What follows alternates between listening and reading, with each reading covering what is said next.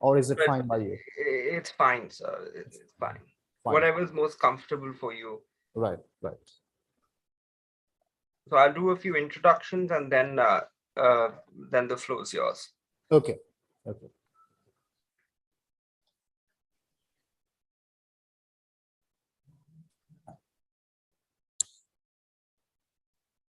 Greetings to everyone present. My name is Ankit Malhotra. I am the co-founder and president of the Jindal Society of International Law.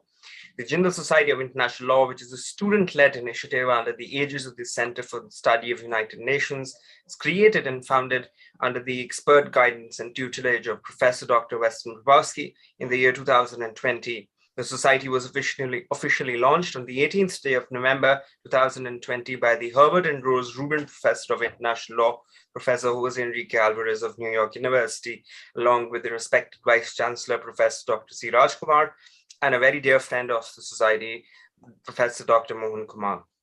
The purpose of the society is to increase student interaction with the subject matter of international law through its various initiatives. Rather than being primarily research-driven, we intend to offer a host of experiences that contribute towards skill building, thereby increasing the knowledge database available to students. The society is an attempt to bridge the lacuna by streamlining resources and inculcating an overall interest in the vast expanses of international law. However, in this series, the society in this lecture series takes a sojourn. It takes a sojourn when it explores the challenges to global governance and humanities in the 21st century. While it offers a compendium of scholarship from the academy, it also offers a professional experience from the bar. Over the past years, the Jindal Society of International Law has hosted over 100 speakers from foreign universities, members of the International Law Commission, international law firms, the United Nations, the Institut de Droit International, the World Bank, and the Hague Academy of International Law.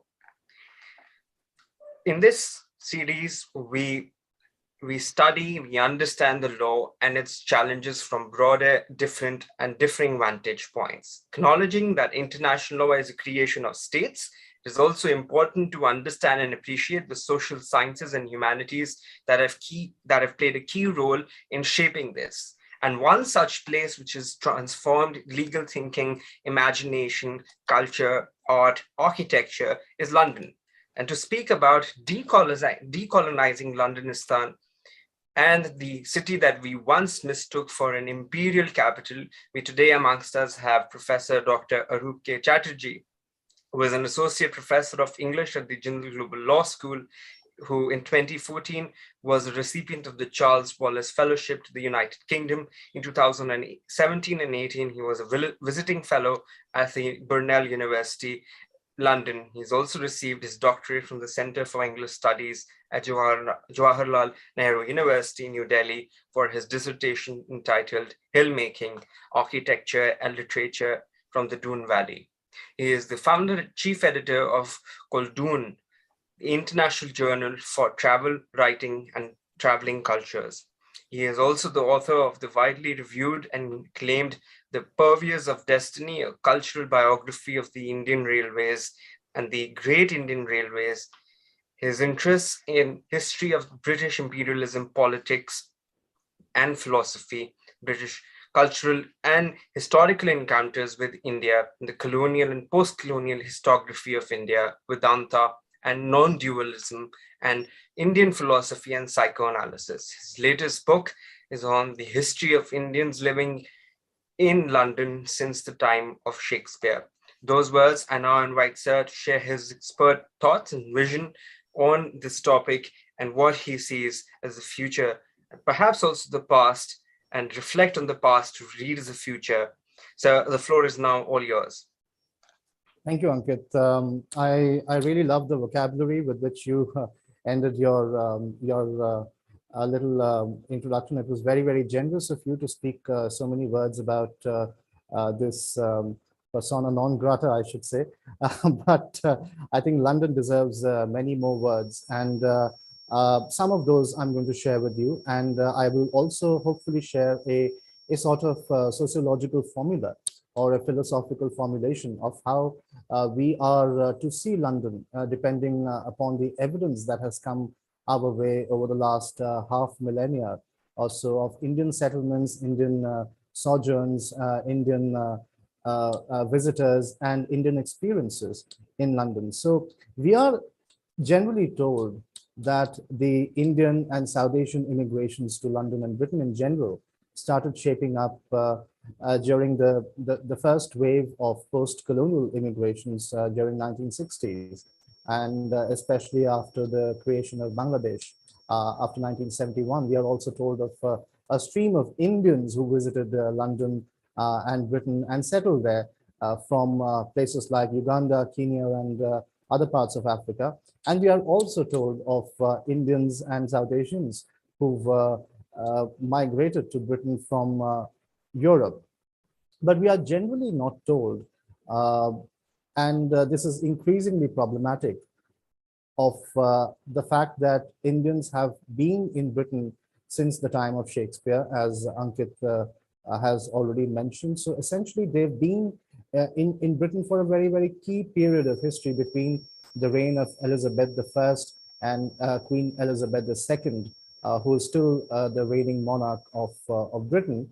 My book begins during the time of Queen Elizabeth I, and it ends, almost at the stroke of the crowning of Elizabeth II. So I'm going to share my presentation screen with you, and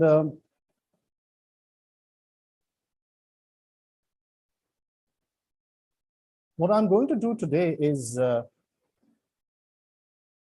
deliver a relatively less formal address to people, which is modeled largely on this book, that is Indians in London.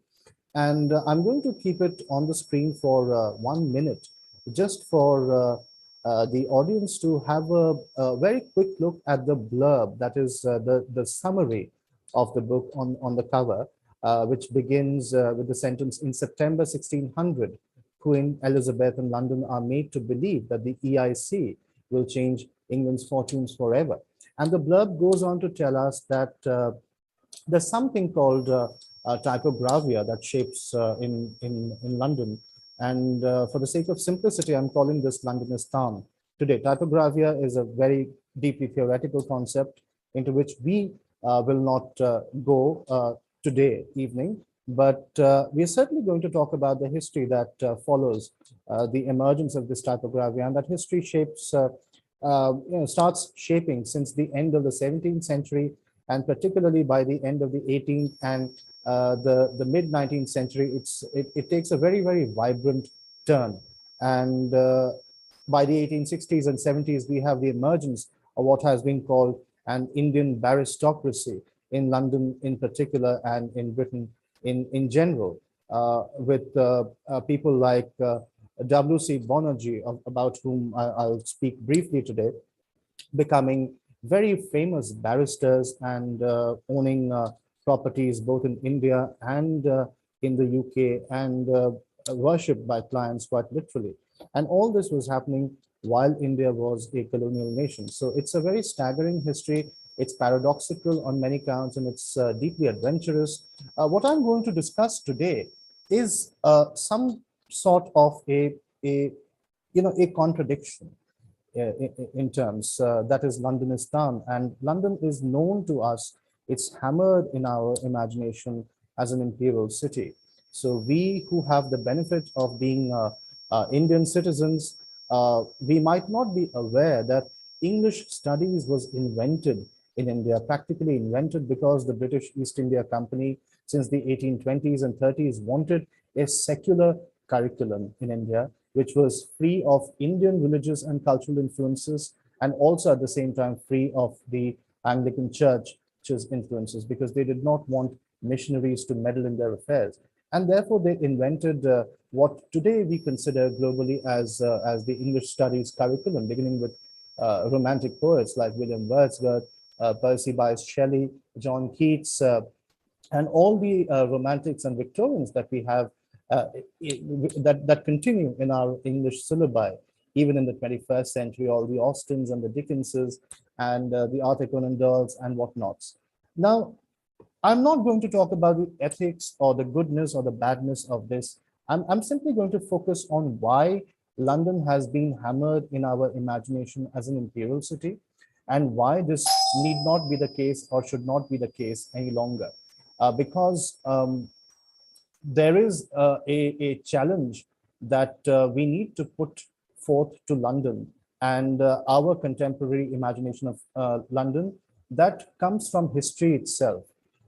This is a map which quite staggeringly is made of simply 200 characters, or people I call characters, who had real lives in history, as it were. And okay, I might need to be excused for one moment. I'm extremely sorry about this. Please. Yes.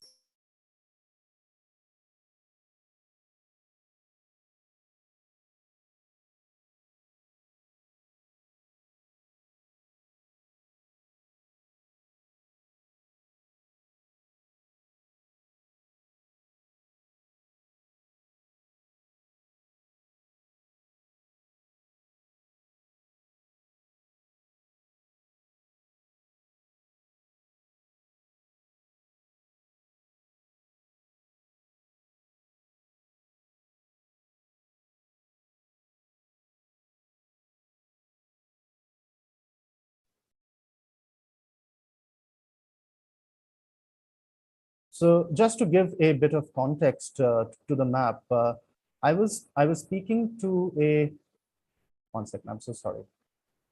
Share this slide.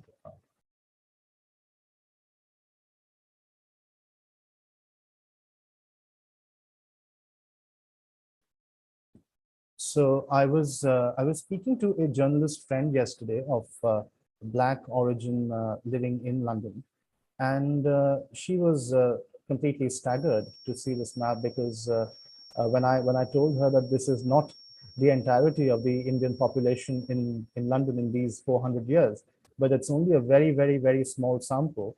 And she began asking me what would happen if the Caribbean islanders and the Africans and immigrants from other parts of the world were mapped onto this map of London. This map of London is part of my book, and it has been sketched or designed based on Harry Beck's map, which was first conceived in 1931.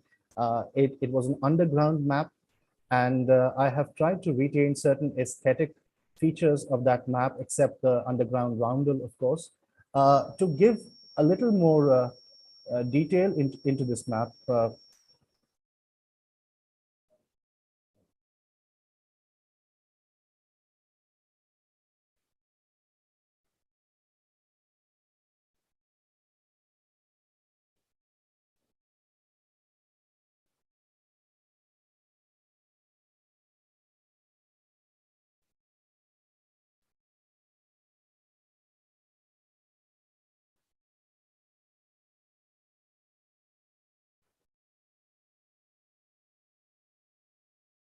Yeah, so to give a little more detail into this map, this is the area that we call Central London today.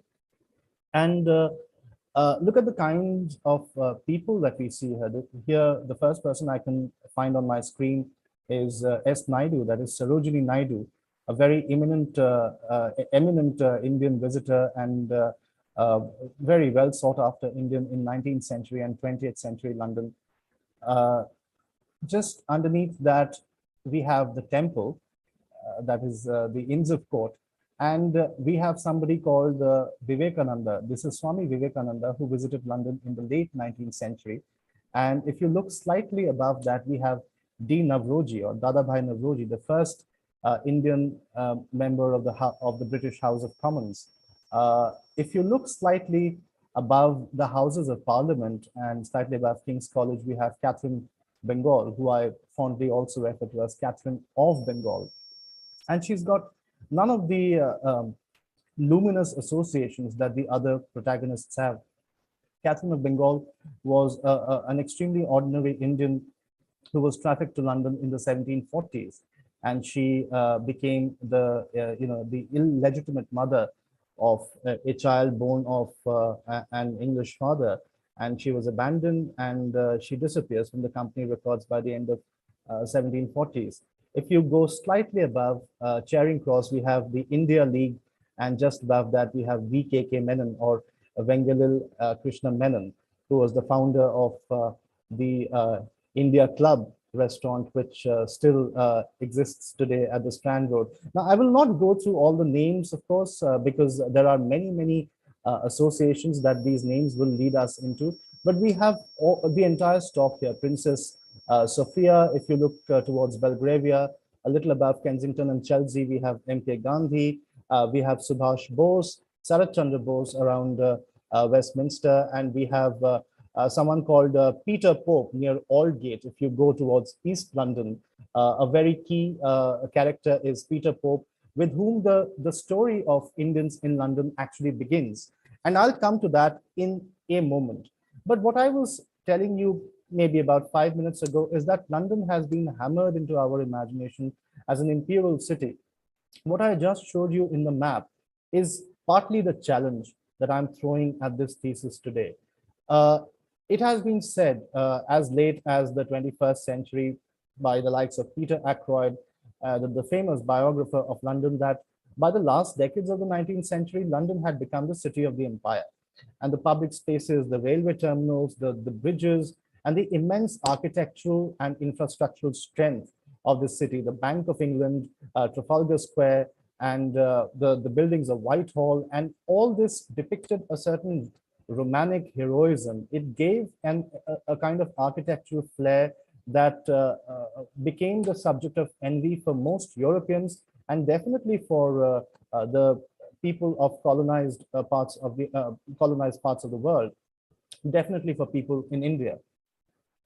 And this was a performance that we also found reflected in many of the Victorian advertisements of the time. So the everyday reality of Londoners was shaped by the external environment, and also by the kind of environment that was being trafficked onto their breakfast tables every day by these fine newspapers, the Illustrated London News being a prime example. These are Huntley and Palmer's biscuit advertisements, King's Navy crackers, Lipton Tea, and United Kingdom Tea Company advertisement, which were extremely popular by the end of the 19th century. In fact, UKTC has a very interesting history that it was not a commercially successful enterprise in terms of tea packaging, processing, and selling, but it was extremely successful when it came to its advertising. So London was advertised as a glittering city.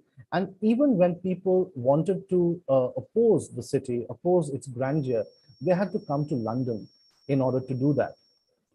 This is true both for Britons, Europeans, and people of colonized nations. Now, there was something quite specific about Indians visiting London in the 19th century, and that was the utilitarianism. So Indians tended to have very little time on their hands. They were staying in London for a month to about a year. Sometimes, if they were lucky to get fellowships or grants or loans or gifts, donations, they would stay a little longer. But practically, it was today's fellowship systems flying back then as informal systems. And here we see the utilitarianism of someone called Trailokyanath Mukhopadhyay, who was a supervisor in the colonial and Indian exhibition that happened at South Kensington in 1886. And here he talks about two things from his book, A Visit to Europe, that was published in 1889. He talks about the railway system of London, and he talks about the racial hierarchies between Europeans and natives. Very interestingly, if any of you has read The Purveyors of Destiny or The Great Indian Railways, you will find in my discussion of Trailokyanath Mukhopadhyay's reference to King's Cross Railway, which you find in this excerpt, this section has been lifted verbatim from a description of the American railways that was published in 1882. So essentially, Indians were very, very good at utilitarianism and mimicry. They were, on the one hand, short of time, and they wanted to make the most of it. They wanted to get as much information back home as possible in that 1 month or 1 year, and travel as much of London and Britain as possible. And at the same time, they were also fanning the periodicals, the literature of the time. And this is why London as an imperial city and the English language as an imperial language was actually a very important thesis, and it continues to be. By the end of the presentation, of course, I'm going to challenge that, and I'm going to try and show a way of how we can stop performing London's imperialness or imperiality, and how we can stop performing this kind of a hegemony of European knowledge over native knowledge. As Trilokanath Mukhopadhyay himself confesses, the real inequality between Europeans and natives rests not on the fact that the Europeans fill higher posts in the country, but the fact that the European knows more about the soil, about the climate, about the vegetation, about the forests, about where to build railways and how to maintain them.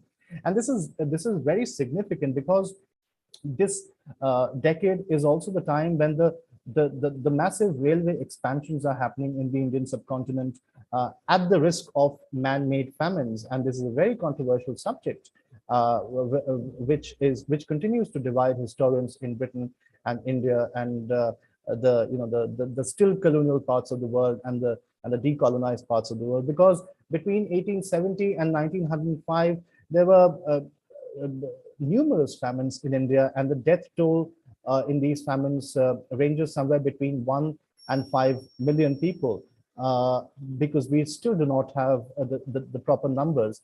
And it is widely claimed, even by the apologists of empire, that most of these famines were man-made or at least exacerbated by British efforts to expand the railways.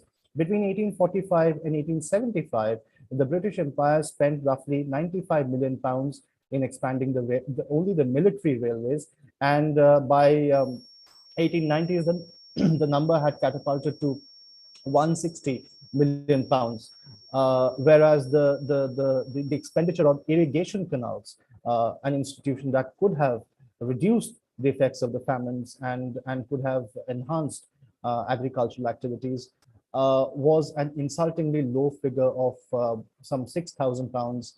And therefore, it's very interesting that even at this time, a person like Trilokanath Mukhopadhyay, who's in a very powerful position, sociopolitically speaking, and in terms of his knowledge, commends the British system of railways. And this is what we call, what we have started calling the Indian Eye on London and the Indian Eye in London. One of Trilokanath Mukhopadhyay's contemporaries, G.P. Pillai, who wrote, Barrister Pillai, I must add, because he was a lawyer, trained in England. He wrote London and Paris Through Indian Spectacles towards the end of the 19th century.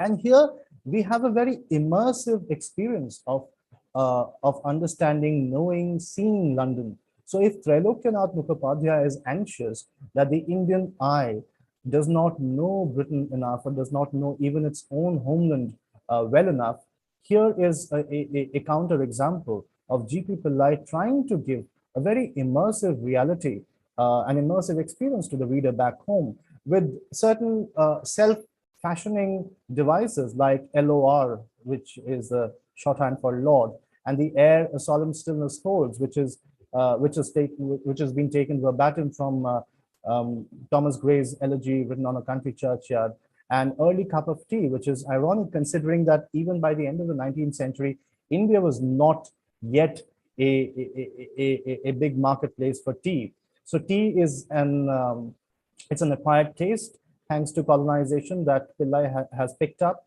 And these are the elements of self-fashioning that seep into Indian prose by the end of the 19th century. So the Indian traveler, the Indian seer, observer, citizen is beginning to talk like a Briton, act like a Briton, but there are elements through which he's also deconstructing his own Britishhood and his own coloniality.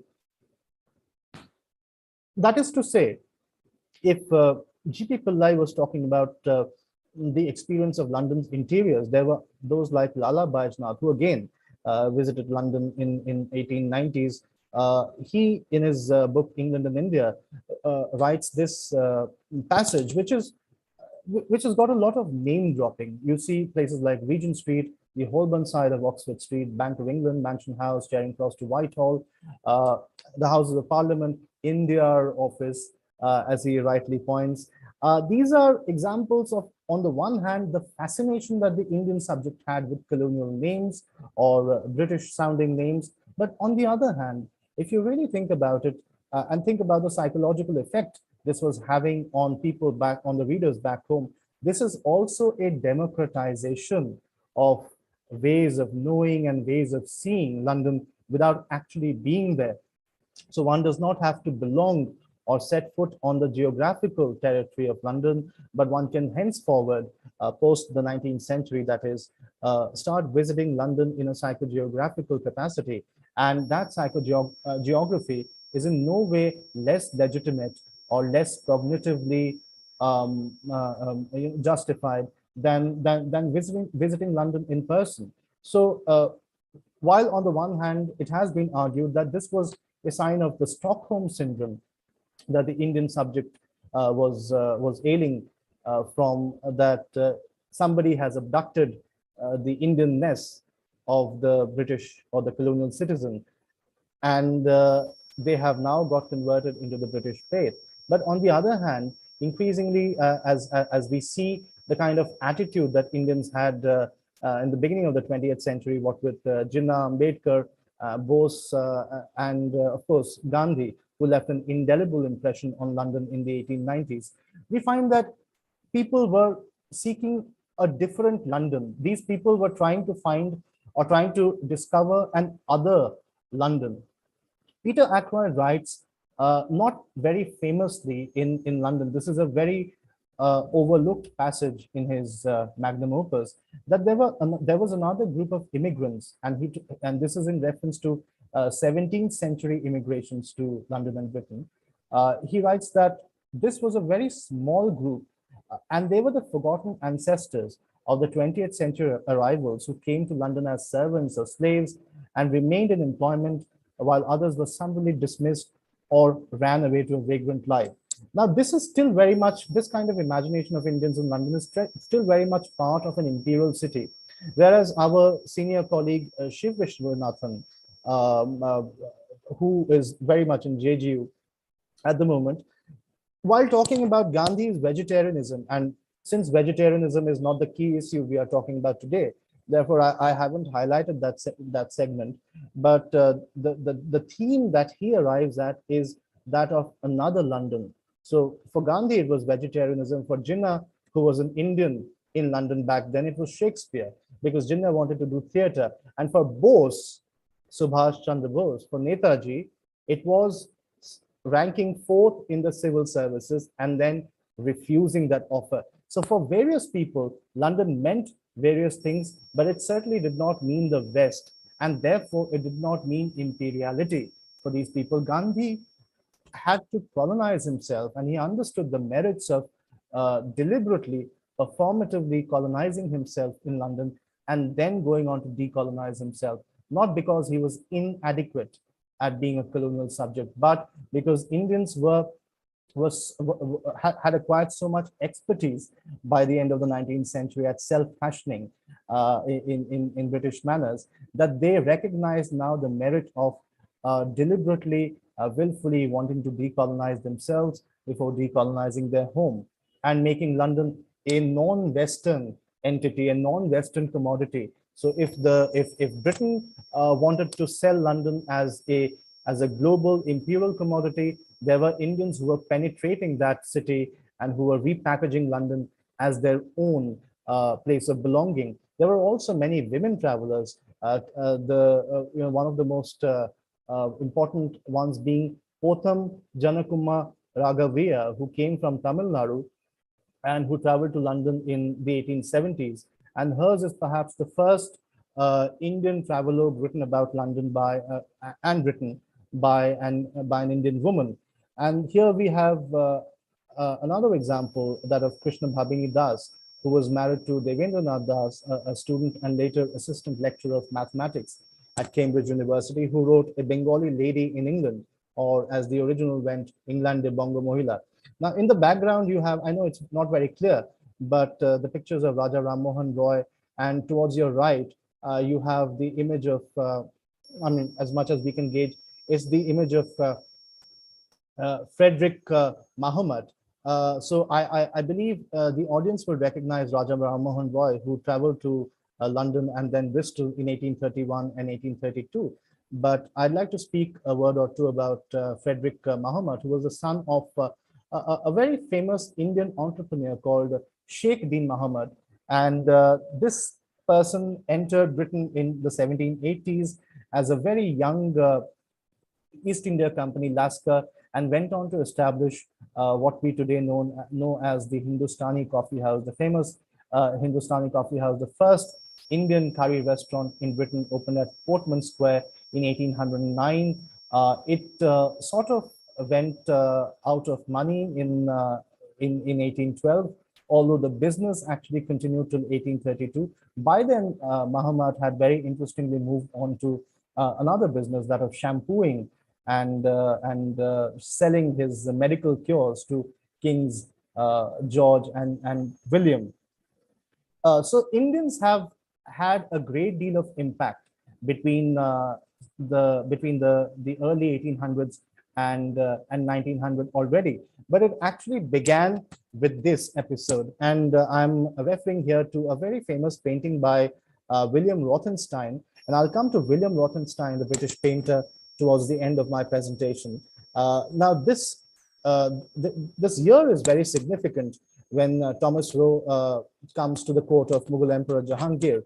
1616 is when we have the first baptism of an Indian in London. And the first Indian to be baptized in London was someone called Petrus Papa, or Peter Pope. And this is also a very significant year because Shakespeare died in 1616. So the death of Shakespeare coincides with the rebirth of an Indian. And I'm deliberately juxtaposing two timelines here so as to create a little bit of discomfort, because it appears as if the first Indian to be baptized in London was way back in 1616. And I have started talking about Indian travelers to London in the 19th century. And then the question obviously is, what was happening in the interim? In the interim, what we have is about 3 dozen baptism or burial records from the parish churches of London. And these are the existing records. There may have been many more. And when we find these records, we recognize that the baptism of Peter Pope becomes a footnote, a sheer footnote to the kind of volume of Indian or the traces of Indians that we can find in early 17th century and mid 17th century London. A key incident occurs in 1660 in London, that is King Charles II returns from exile and he re-establishes the monarchy. And in 1662, he is married to Princess Catherine, and he receives the island of Bombay and a chest of tea as part of his dowry. And this is the birth of the colonial history of India, so to speak. Because once Bombay goes to the British Empire, or what is to become the British Empire, the British have complete access to the west of India and parts of south, and the Dutch are also reigning in power, and the Portuguese are beginning to withdraw because the Portuguese have treaties with the British. So now the British are, the peninsular region of India becomes exposed to the British. And after 1666, when London is to be rebuilt, that is to say, in 1666, it is engulfed in the Great Fire of London that starts in Pudding Lane. And when London is to be rebuilt, the rebuilding takes place through Indian money or Indian revenues earned by the East India Company. The evidence for this, I know notable historians will refute this theory, but the evidence for this comes from a very, very reputed historian, K.N. Chaudhary, the son of Nirad C. Chaudhary, Nirad Babu, who wrote the autobiography of an unknown Indian. Now, K.N. Chaudhary, in his economic history of Britain, writes that in the 1660s, King Charles, the East India Company's revenues, despite the fire, despite losses caused by the fire, and despite the kind of readjustments that were happening in the parliament, 1660s was a particularly good decade for the East India Company. It is generally well recognized by now that King Charles II was perpetually bankrupt because he was a very licentious ruler. And the Bank of England was not, I'm sorry, the London Corporation that was established to recoup the funds for the rebuilding of London could not operate in the manner it was expected to. That too was perpetually bankrupt. The London Corporation and King Charles II's treasury had to be bankrolled by the East India Company. And these bankrolls, or at times these bribes, came in exchange of monopolies that the company was receiving in places like India. And we also have the emergence of a consciousness towards the Navigation Acts. Of course, it takes about 100 years. The first Navigation Act is legislated in 1749, but this is the century, the late 17th century, when the need for a Navigation Act is also felt.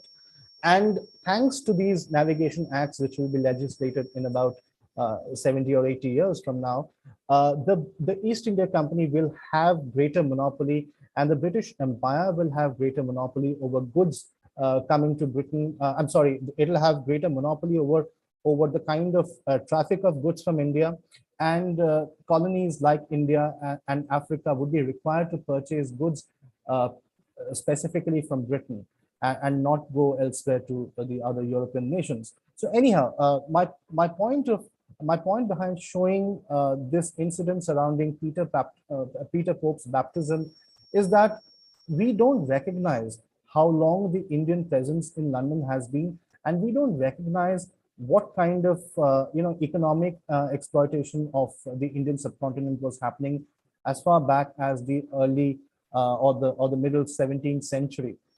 And much of that has gone into building or rebuilding London. So when people like Trailokyanath Mukhopadhyay and people like Bayajnath and Pillai express their desire for London, when they desire London as a sense of place, a sense of commodity, and an idea, or when the 19th century reader pursues the idea of London sitting in home, reading in a Mufassal town in Maharashtra or Bengal, they're not necessarily doing something immoral, because the Indian citizen does have a psychological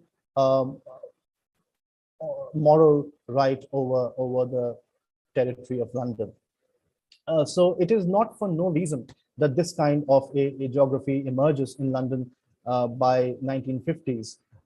We have the luminaries of literature, of law, of politics, learning their trade in London. And look at, I mean, for example, the bibliophile bookshop here in central London, and the University of London, and just above that, Mulk Raj Anand. Now combine these three institutions. Mulk Raj Anand was a very famous Indian writer, and he was one of the triumvirate, part of the triumvirate of Anand, of Salman Rushdie, and I'm sorry, Raja Rao Anand and R.K. Narayan.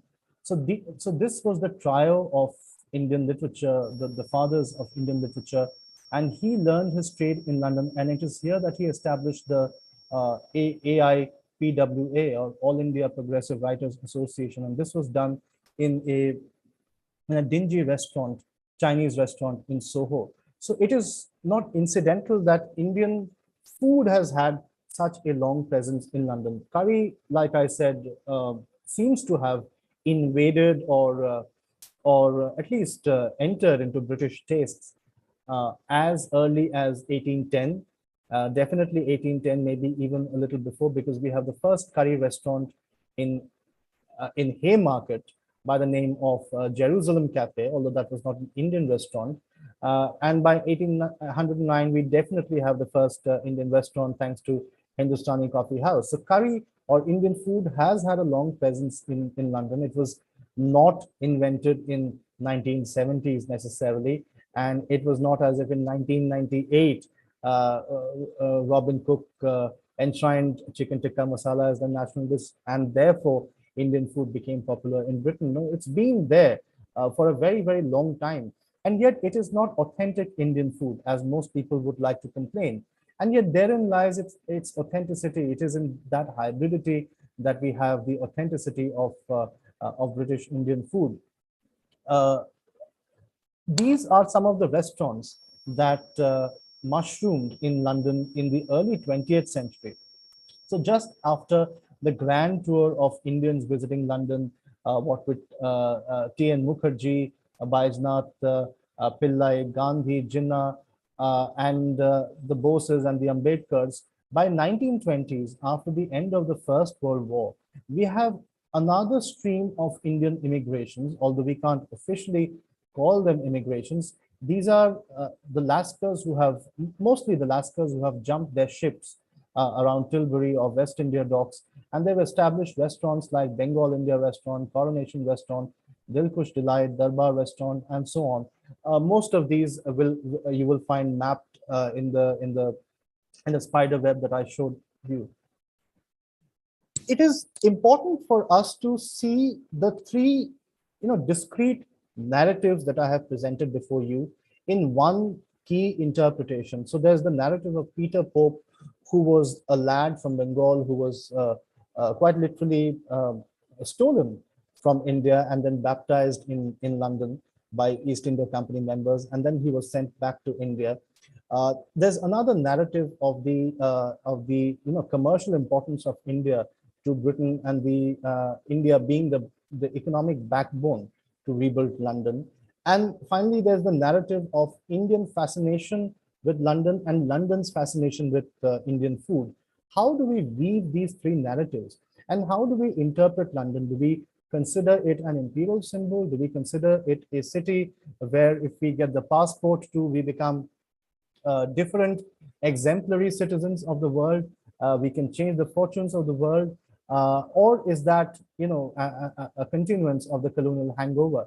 I propose that we start interpreting London neither in the Western sense of its commodification, nor in the challenging de-Westernizing stance. I propose that we adopt what Walter Mignolo calls the decolonial stance. That is to say, an epistemic disobedience. I don't think that we need to see London or continue seeing London as the imperial symbol, nor do we need to believe that London was seen as an imperial symbol by Indians traveling or staying in London since the 19th century, particularly the baristocracy. I mentioned W.C. Bonergia, and if you look at this map, this is where W.C. Bonergia established his mansion called Kidirpur. He also had a similar mansion in Park Street in Calcutta, but in London, in Croydon, he established this palatial mansion, and this kind of counter-colonial triumphalism is very, very striking. So on the one hand, there were Lascars, there were Ayahs, there were Indian servants, and there were budding lawyers, and there were also the towering baristocrats like W.C. Bonergia. So I propose that we weave these various strands of narratives into a decolonial narrative, because if we continue to see a master-slave or a master-servant dialectic between Britain and India and the Britons and Indian citizens or colonial citizens, then we would risk either rebranding London as an imperial symbol, or we would risk falling into the worst excesses of regionalist, culturalist, and religious assertions, counter assertions, which can get into the ugly domains of fundamentalism and rigidities. So attacking London as a foreign symbol is also a problem, because London is not necessarily any of these.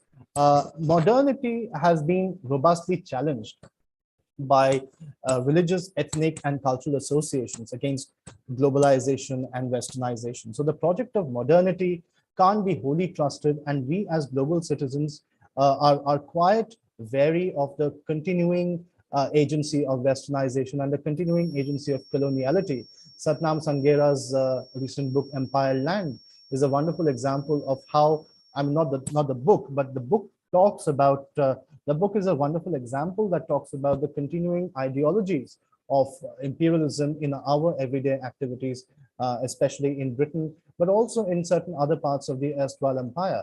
So while this theater of conflicts and resolutions uh, belongs in the dialectic of the Western versus the de-Westernized, another dialectic is possible, and another dialectic is indeed shaping up.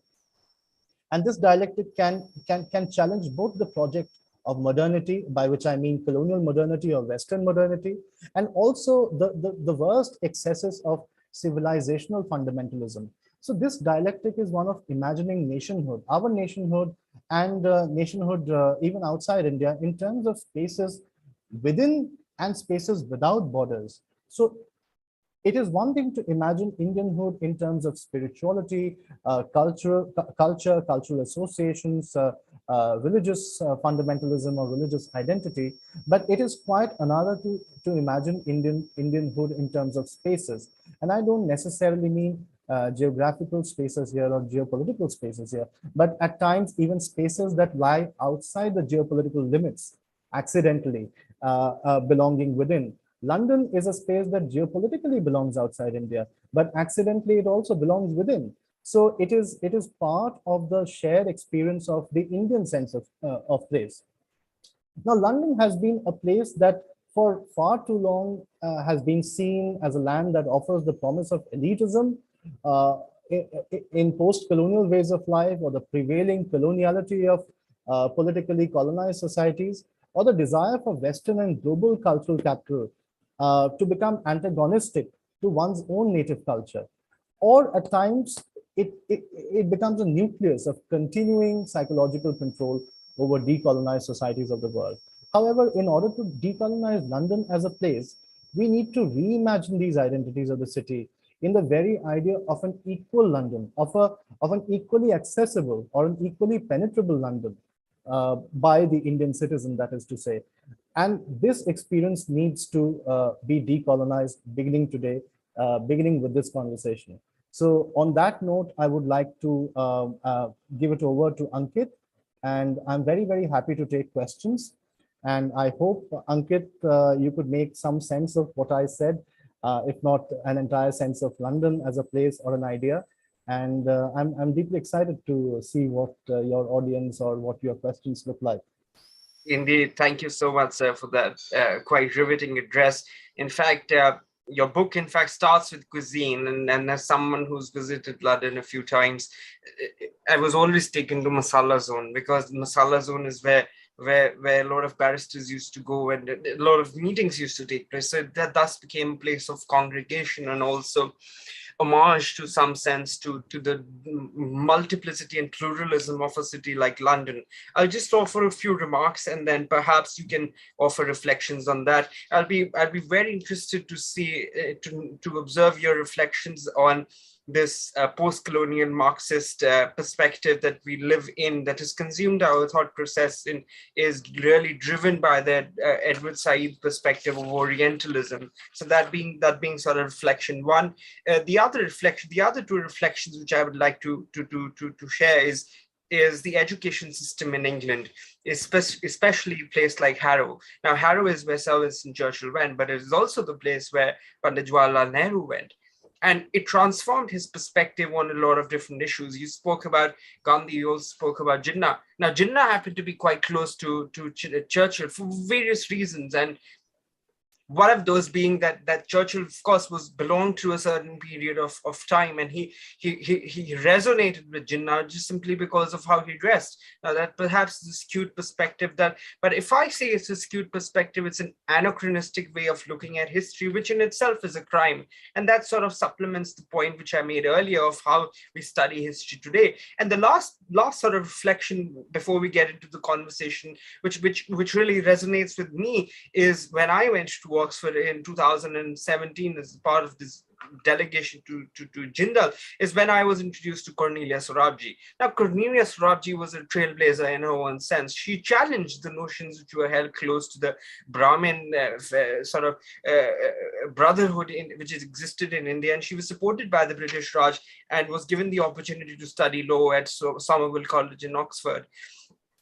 That's quite inspiring. And Sorabji is not unfortunately not celebrated in India, but there is a statue of hers in Lincoln's Inn, and I find that quite riveting. But what I'm quite interested in is to study the other perspective, the other side of the story of the empire, when it supported, when it aided these notions which were so close to what was there before in India, but without getting into the critical aspects of those cliched aspects of sati and the rest. But Sorabji as perhaps the original feminist who believed in emancipation and not equality but equity, perhaps equity being the most key reason over there. So I'd be these I just offer some reflections and seek your comments on these, please.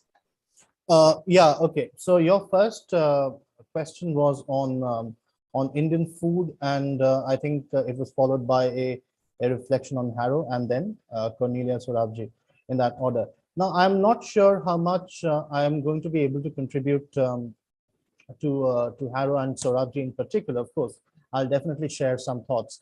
But Indian food in particular, I would like to think offers a very powerful metaphor for the many kinds of hybridities, authenticities, inauthenticities that we fight for or against in London.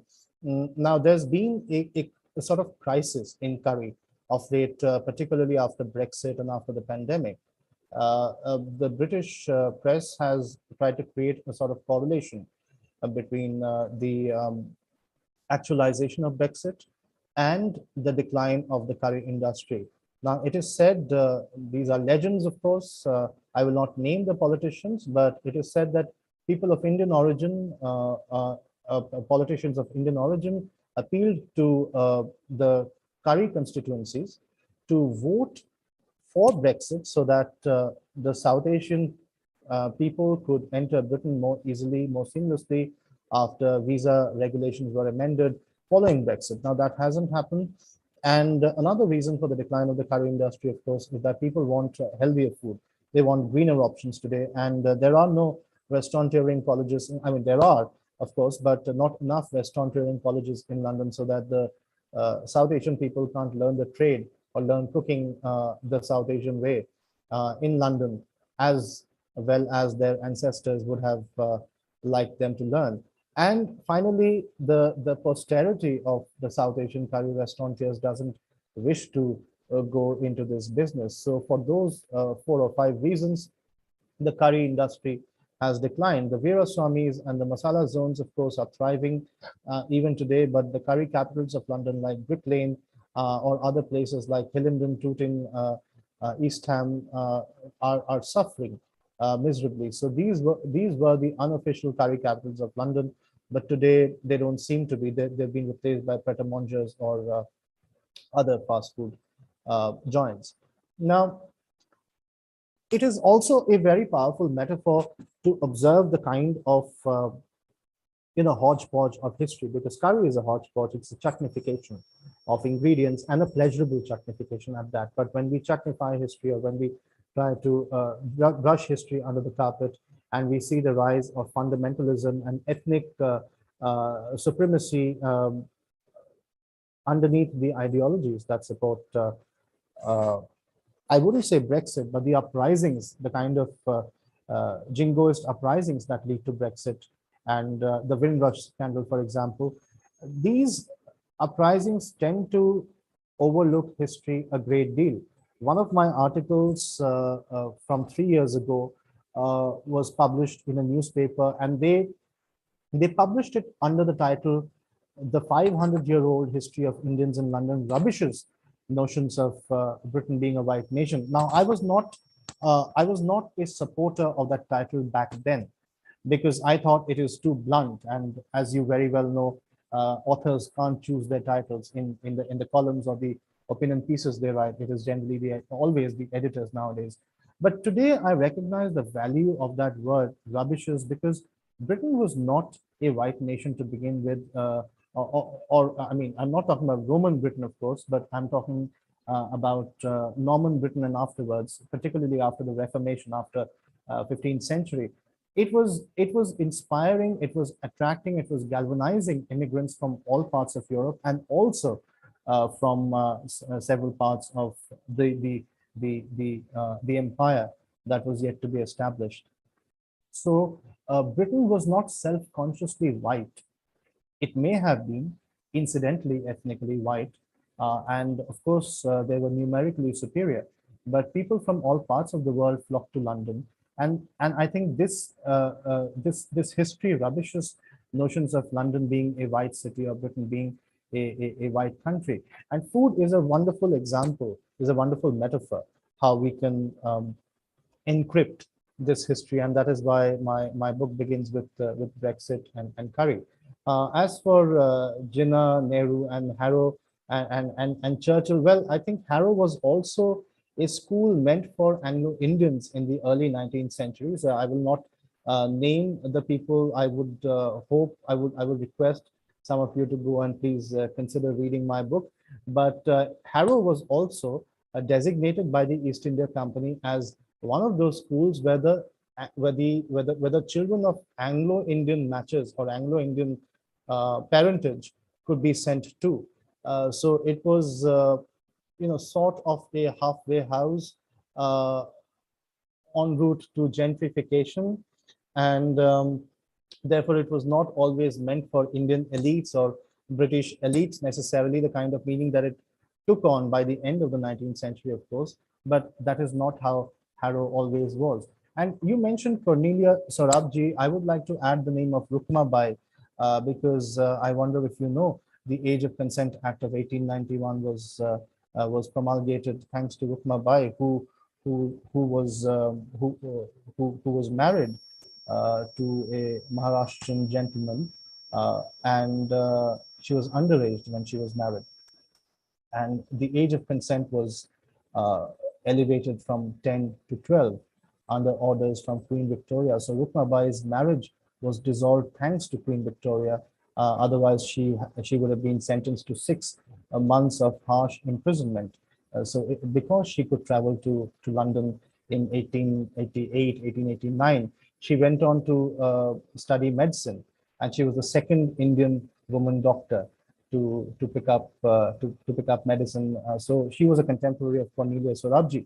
Sorabji and Rukma Bai, in fact, stayed together at the Indian Association run by Adelaide Manning.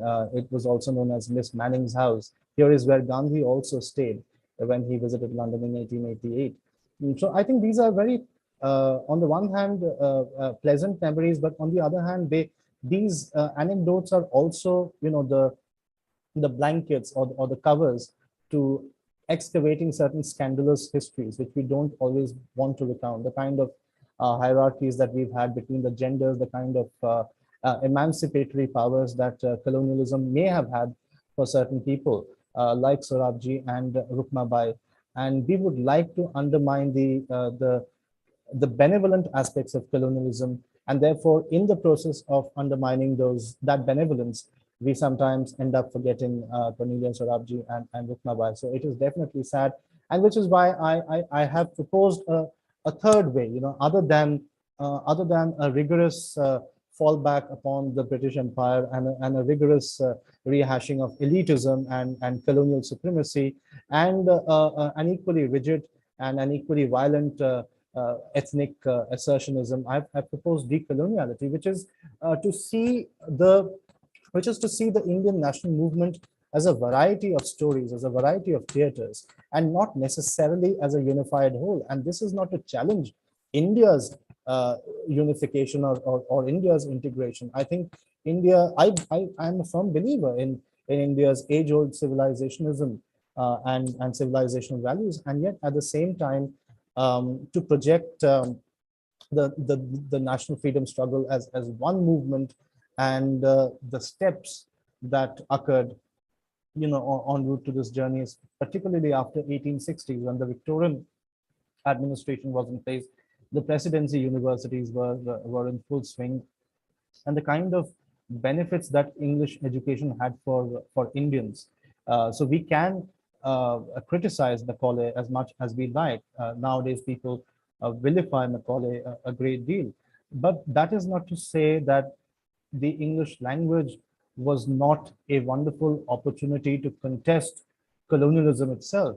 And as the examples I've shown today, Trailokanath Mukhopadhyay, Lala Bajnath, and Barrister Pillai, despite their absolute love for the English language and their desire to self-fashion themselves as British or English prose writers, I think there are internal possibilities of deconstructing that imperiality of London. So Cornelius, Arabji, and Rukmabai are definitely not imperial symbols. Bajnath, Pillai, Mukhopadhyay are not imperial or colonial symbols. And definitely Gandhi, Bose, and Ambedkar, I'm sure you would agree.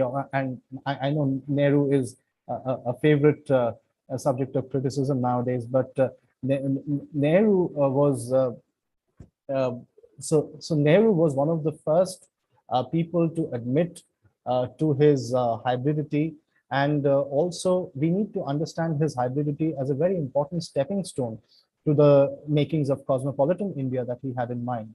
So we can't negate, we can't undermine, uh, you know, English education entirely. I think that transforms itself into the ideas which he held close to himself. At the end of the day, he was quite the idealist, and his ideas of idealism transgressed into all spheres, be it the polity, be it how the constitution was formed, or be it even architecture. I mean, I live in a city which was Nehru's dream city, which was designed by Le Corbusier. Now, Le Corbusier went on to design the UN building in New York as well. And Le Corbusier's designs for his time were quite transformatory. So these ideals which he had from his education in the UK really transformed his perspectives, which is why there were internal clashes as well.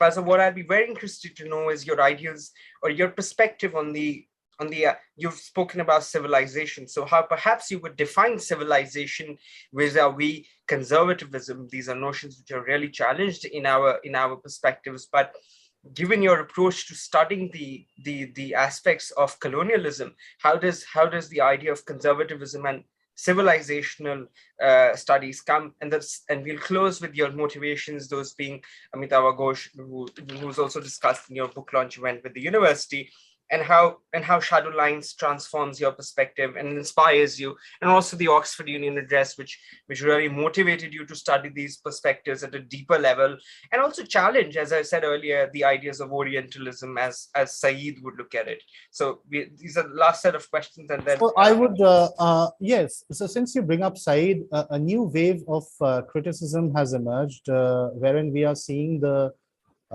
pangs of new Orientalism and the kind of Orientalism that let's say publishers or elite readers in the West, and I mean West here as an idea, not a geographical entity. So the readers, publishers, political you know, political elites, the political classes in the West would like to see more and more of the Eastern ethnicities perform a certain kind of Easternism or a certain kind of ethnicity which suits them. And this has happened particularly after 9/11. So we see that the Hindu or the Muslim or the Southeast Asian subject, the Buddhist, etc., has to perform a certain religious or a certain set of region-based identities, which then suits the market in the global West. Uh, and and I think Said's ideas, no matter how much we would like to criticize them, still remain very, very relevant. I know Edward Said has become like a one shoe fits all sort of theorist, and it is increasingly problematic when we keep on citing Said for any and every problem in the developing parts of the world. post 9/11. But when we look at neo-Orientalism, we can't avoid side, and we can't avoid the relevance of the continuing importance of side. Having said that, I think you've asked a very important question. What is the difference between becoming conservative and becoming civilizational? To my interpretation, to my mind, the narrator in Shadow Lines is a novel by Amitav Ghosh. I think it was published in 1986. It's possibly his second book. So it's a story of three generations of a family based in Calcutta, and happens in three different timelines, one set in 1960s Calcutta, one in 1980s London, and I think one also in 1940s London, partially, and one in 1950s or 40s Dhaka. So in that story, the central protagonist, 3D, whose story is narrated by the nameless narrator, teaches his nephew, who is the narrator, the value of imagining a space like London. Trideep has visited London, but only once when he was a child. But his memory of London is enshrined in a copy of the Bartholomew's Atlas, which he uses to teach his nephew the value of imagining a spatial pedagogy. And this is the note that I had also ended my presentation on. Can nationhood be imagined on the basis of not only the spaces that lie within your geopolitical frameworks, but also without? So 3D teaches his nephew the value of reimagining London from within that Bartholomew Atlas, but also from without London, as it were. This might sound a little abstract, but let me concretize. When the nephew visits London, he finds that the Bartholomew's Atlas and his uncle's imagination, his uncle is dead by now, and the nephew doesn't know how his uncle died. So visiting London is almost part of this, excavation into his own personal history. So the narrator understands that the Bartholomew's Atlas is so powerful that even local Londoners don't know their London well enough, as much as, let's say, Trideep knew, or the narrator knows now, by virtue of this atlas. The Solent Road, I think it's the place where the narrator visits, and he can identify the buildings exactly as his uncle had described, whereas local Londoners have lost the sense of place. So that is the power of imagining spaces, and this leads to a very non-dualist understanding of spaces, or a relationship with spaces. And this is essentially very age-old. It's very pagan, for the lack of a better word. One would say, one might call this a Buddhist ideology of space making, or a Vedantist ideology, but I would simply say it's a very pre-Western philosophy of how spaces can interact in your imagined nationhood and your imagined community. So it is only when the narrator goes to London that he can go one step further in excavating his family's story. So it is also like the new citizen, the modern Indian citizen, excavating his nation's birth, or the many tragedies that happen en route to this birth of his nation. So this is a kind of civilizationism that would be very different from the conservatism that sees the borders of India and the borders of Britain as being uncrossable, as being culturally and religiously watertight barriers, and one can't necessarily cross over to the other. I know that your question has many other answers, and people better than me have answered your question, but I would like to answer it in my context in the presentation that I gave you today. So I would say I was not necessarily focusing on the dialectic between civilizationism and conservatism. But since you asked, I would say conservatism would be to see London as an imperial symbol, as an elite symbol. I met one of my colleagues recently, and he told me that he wishes to belong to a particular city, a Western city, because he's an Indian. He's an Indian scholar, and he wishes to belong to a particular Western society because he loves the West for its elitism. And that was his vocabulary, not mine. It's not my interpretation. I would consider this to be one kind of conservatism against the kind of conservatism that pits the native versus the colonizer, that pits the white versus the non-white, or the West versus the non-West. So I think regional assertions or regional jingoisms are as problematic as treating London as an imperial city. And both these kinds of conservatisms have to be avoided. And we should try and find a common ground between civilizationism and decoloniality. Let me just pose one final question, because this conversation has taken an interesting turn. Let me quote Sir Salman Rushdie, who in his seminal work, Midnight's Children, writes, "No people whose words for yesterday is the same for the words for tomorrow can be said to have a firm grip on time." In addition to this, and this is borrowed from Dr. Arpana Pandey's work, From Chanakya to Modi, The Evolution of India's Foreign Policy. But I think it's quite relevant here as well. To this, she also quotes Dr. Tharoor, who says, "India, in the context of history and cultural heritage, is a highly developed one, but in an advanced state of decay. The Indian diaspora is one of the biggest in the entire world. So then how does one assess the Indianness of being in a cultural milieu of those different settings, but also retain what it means to be Indian, given how strong its cultural moorings are?" If I understand you correctly, are you asking how does one retain one's Indianhood in the diaspora, which is already a large body of people and still growing, despite being far away from one's territory, one's native homeland? Indeed, and just to add to that, then I supplemented with what Rushdie says, because of the words that we have in our language, especially Hindi. So kal means yesterday, kal also means tomorrow. So it's deeply ingrained in us, and then but it's also in a very advanced state of decay in terms of it's not even being preserved. But then perhaps the answer is because the diaspora is so big, and we're tended to look westwards, not inwards. But even that is changing now, or has changed. So with this, we close as well. So,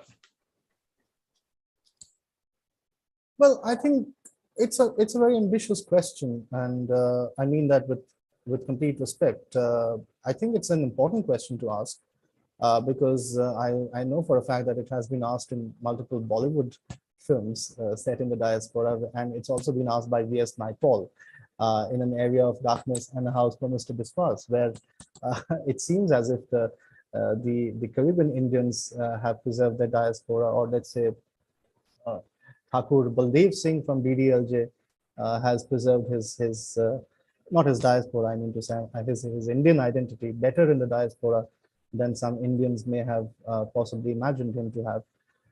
So it's a perennial dialogue between the diaspora and the motherland that will continue to happen. But what is most interesting of late is many kinds of regional associations, and I'm wary of calling these as jingoisms. I know jingoisms exist, let's say, in many parts of the West and the East, and they spring from their homegrown territories. But some of the reflections can also now be seen in the diaspora. Take the example of recent films made on the sufferings or the history of certain ethnic groups of Indian origin. And we find that there is a much greater acceptance, not only culturally, but also in commercial terms, in terms that can affect the destinies of a particular kind of filmmaking or a particular kind of literature, wherein on the one hand, there is neo-Orientalism, as I mentioned, that there is a certain type of Muslim icon or Islamic icon or Hindu icon that we are allowed to see on the pages of a book. But at the same time, there are also uprisings, emotional uprisings that the diaspora is becoming more and more accepting of.